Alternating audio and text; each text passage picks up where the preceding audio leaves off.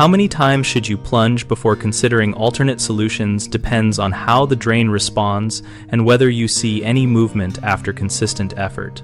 Start by positioning the plunger to form a tight seal over the drain and push down slowly to expel air.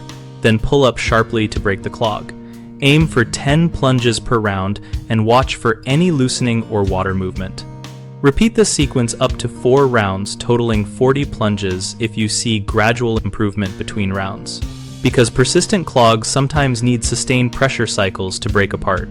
If the clog is in a toilet, add water to maintain a solid seal and avoid splashing. For sinks, block the overflow or adjacent drains so pressure focuses on the blockage.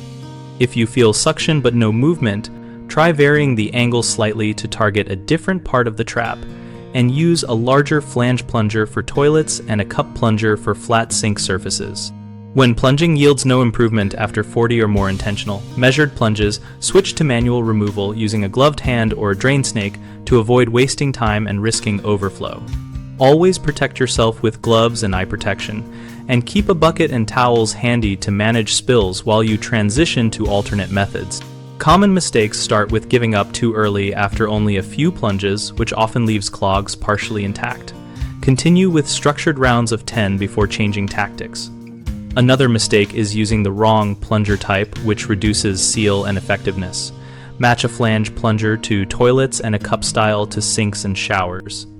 A third issue is failing to block secondary openings like overflow holes or nearby drains so pressure dissipates instead of focusing on the clog. Temporarily plug those openings with a wet rag for better results.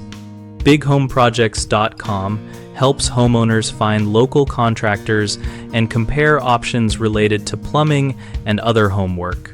We also help contractors find work and connect with homeowners, and our site includes an active discussion community where users share tips and experiences.